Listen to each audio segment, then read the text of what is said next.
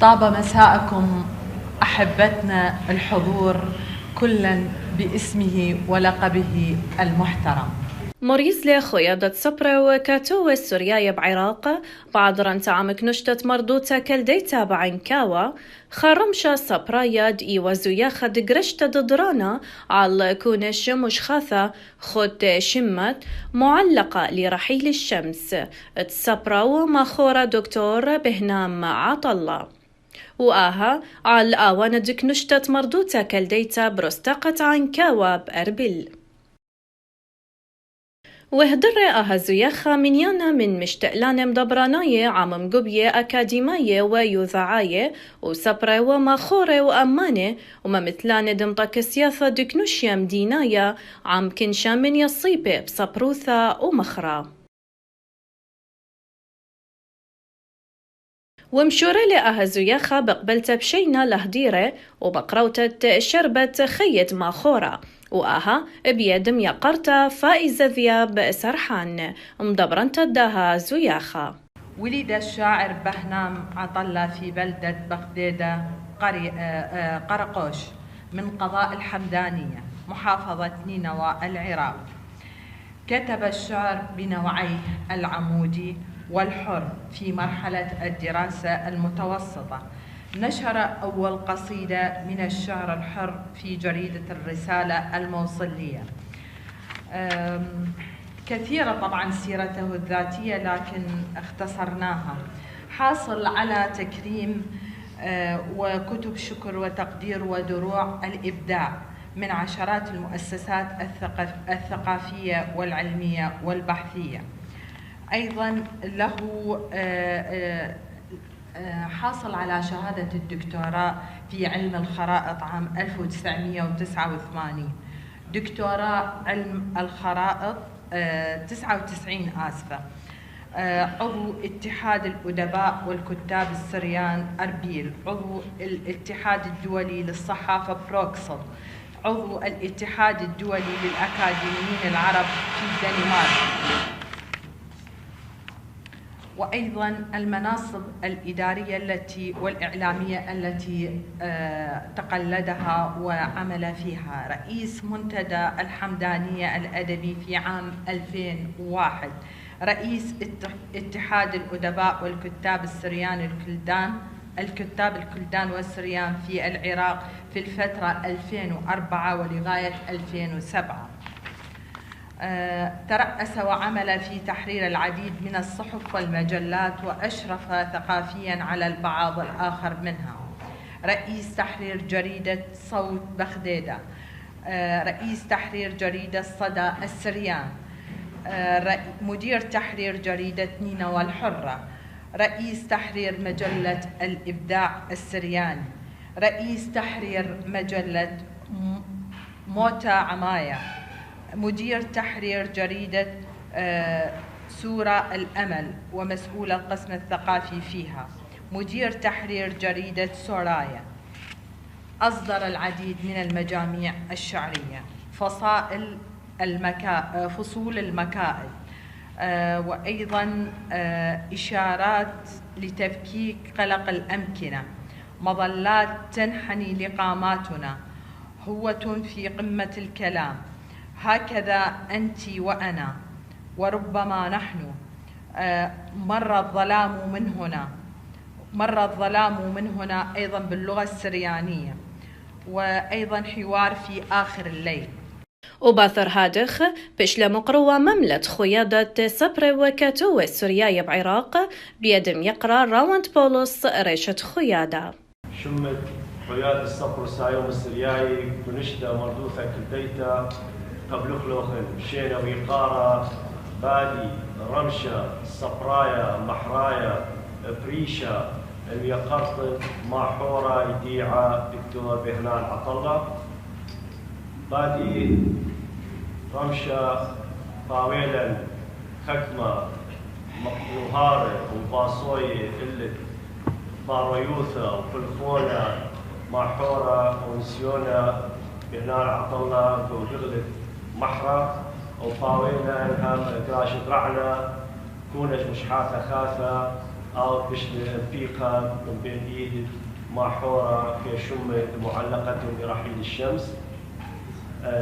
قلت الصورة تقاضوا قعدانا السمتة ومجوثرانا بعد رمشة ديلانايا وقلت قوبة طيبوثة مكنشتا مردوثة كلديتا قاعد كمركنا كنشتا يما قميتا بكاون مارت عنكاوة الأرخوزة والقلتن بعد قوباطة ديلانايا وخرت قريلا مقروانتا داها رمشا سبرايا خدا قريتا مخريتا من كونش مشخاث داها خباطا. ببياض الثلج أحاور صبرك في ذكرى الرحيل، يبقى طيفك قيد الانتظار، يغدو حزني مطرا كونيا وشوقك غابة أشجار، يولل طياتي الروح يحط على نافذة القلب تاركا تلك الأماني البيضاء تزحف نحو جهاتي. وقم عقويلة كل من باصويا دخيل العكايشي وخنانا طالب زعيان بمقروتا دقرياثا وهوغايا ومنهارياثا بوداها كونش مشخاثا وكد إيوا بينث أن منهارياثا قراياثة ماخورة دكتور بهنا مع طلة المنيانة من مشخاثا. وضعنا إكليلا من زهور الرؤى من فوق نسمات ألفاظها ومعانيها، بدءا بصراحة وأنا أقول هنا رسالة موجهة مهمة جدا، هي رسالتي دفاعا عن قصيدة النثر. قصيدة النثر تأخذ مجالا رحبا من فضاءات العطاء الشعري والإبداع الشعري، إن كان محليا أو عربيا أو حتى عالميا. البيان المهم جدا لقصيدة النثر شعريا هي واضحة المعالم عندما دخلت المفردة الفلسفية الحقيقية لفضاءات ومعاني الشعر وما تسمى بالشعرية تحديدا. هذا الدفاع تأتى من ناحية التجانس والنوع، وأيضا بنفس الوقت جنس العمل الأدبي من وجهة نظر فلسفية بحتة بصراحة ودقيقة. أيضا لا يمكن تقسيم الأنماط الشعرية إن كانت في النثر أو حتى في معاني الشعر، لا يمكن تقسيمها إلا أنماطا ليس من الضروري أن تكون أو أن تقسم تقسيما واضح المعالم، ليس من الضروري أن تخضع وأن تخضع أيضا بنفس الوقت تخضع شخصية الشاعر إلى أنماط تقليدية أو الرجوع إلى سلفية ومعاني الأشكال التقليدية القديمة للنص الشعري. ولكن من أهمية بمكان أن تدفع به إلى موقع أو إلى محلة أو إلى منطقة جغرافية جديدة من البحث الإبداعي والتجديد لمعاني وأشكال الشعر. نصوصك في معلقة برحيل الشمس تفيض بالوجد والحب الخالد صديقي الشاعر بهنام عطلة، وبقدر ما أنت منجم من الوفاء والإخلاص والنبل فأنت نبع لا ينضب من الرؤية الشعرية المتألقة الراحلة تألقت بوجدانك، واللمسات الإنسانية العميقة لها تمتد في أبنائها وأحفادها. إنها معلقة الوفاء الأعمق، معلقة الإنسانية المضيئة في ظلامات هذا الزمن، معلقة الرحيل، معلقة الحب الصادق النقي الذي يعبر الموت نحو الخلود. الطائر الظليل. أيا وحشة العمر فيك ملاذي،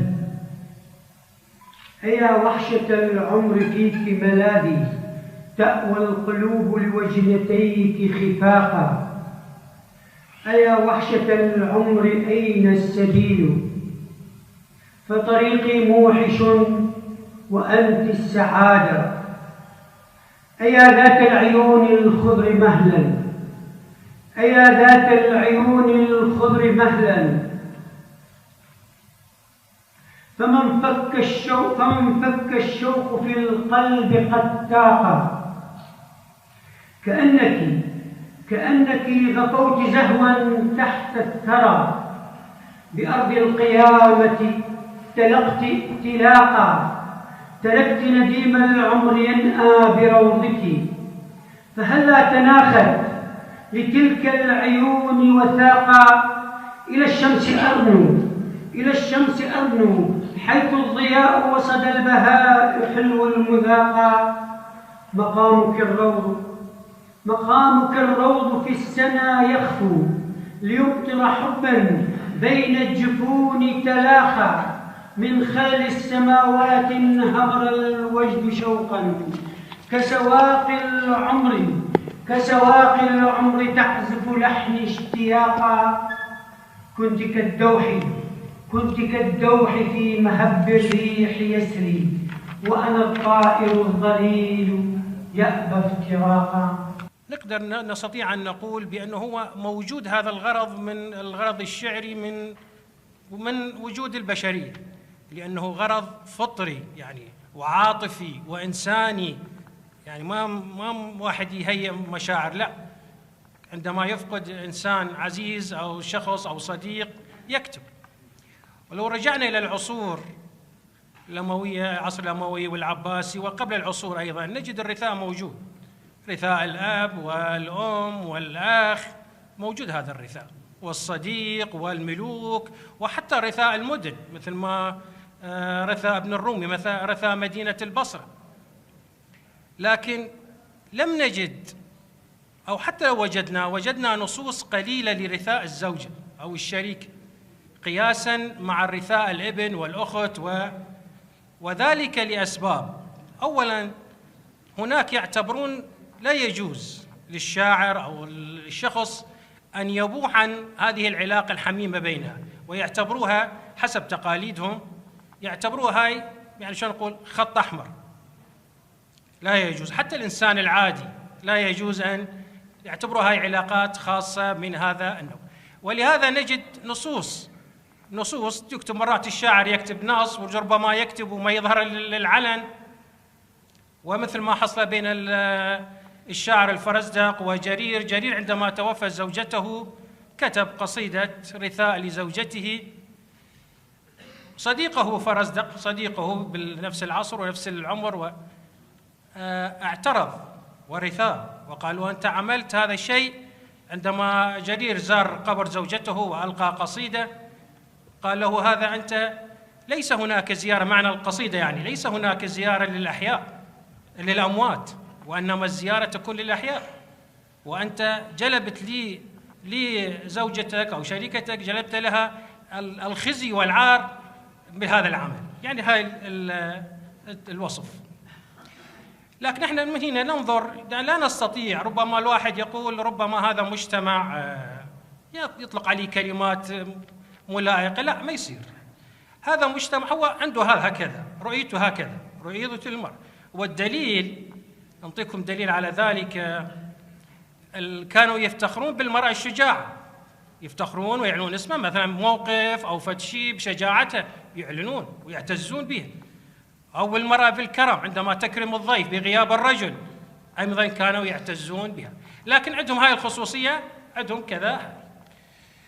تطورت حتى في العصر الأندلسي، لا، أصبح هناك شعر غزل، أصبح هناك رثاء بما يخص أنه مجتمع الأندلسي مجتمع منفتح وثقافات متبادلة بينه وبين الحضارات الأخرى. مسلات الرحيم. في جمعة الموتى انتشرت الفراشات فوق ضريحك، في مقبرة القيامة زقزقت العصافير وناشيد الرحيل، تبعثرت الآهات في قلب المدرج للأسى جرحا غائرا عبر المدى. في جمعة الموتى غدا الحزن مطرا كونيا، وغدوت خيطا نحيفا يمتد مع السرير الأبيض، دفاقا بين ثنايا الروح تأسرني أنفاسك العطشى كانفلاق المدى، إلى حفنة من الأكسجين لروحك المخبأ في الحقيبة السوداء، لشفق وردي يتوسد عمري وما تبقى.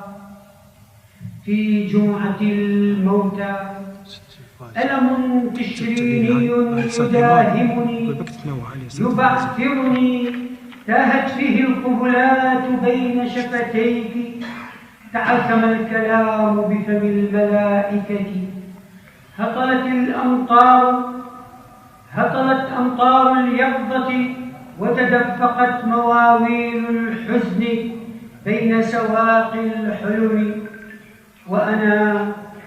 وأنا أجمع ذكرياتك الندية، مذبحتك الوردية، عطورك التي ما زالت فوق الأريكة، صورك العتيقة، مدوناتك في الدفتر الصغير، نظارتك الطبية، كل شيء كان جميلا، وأنت تحلمين بقيامتك الأخيرة،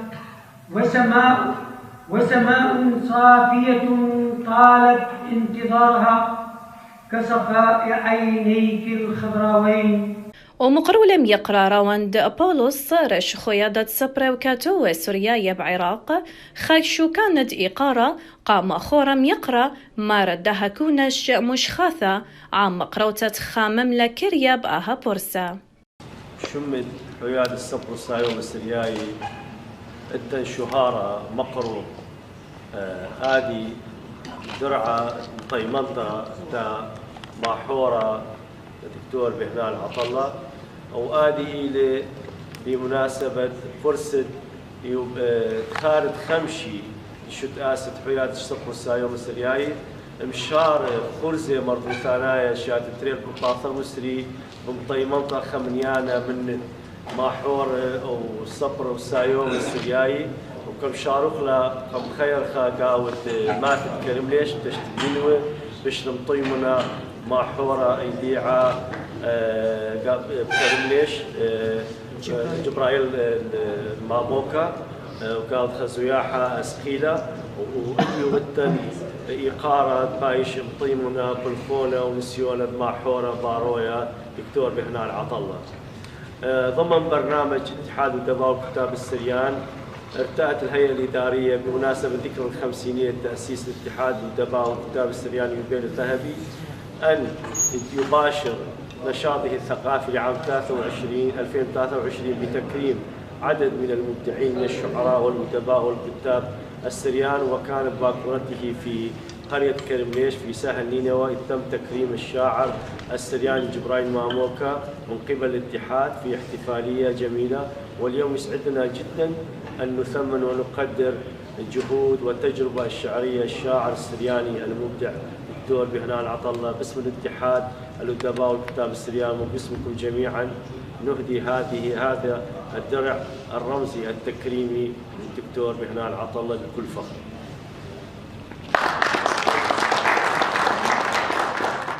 وآبم شو تبلون خامنيانا من هديرة بمقروتة شوالة وعقاوة بدها كونش مشخثة وملوءة بشلو نضريشة جوآها رمشة صبرايا، وهل سامة خرا يدها زياخة بقرشتة سايوما درانا على كثاوة وبالليتة أخ شو كان قهديرة.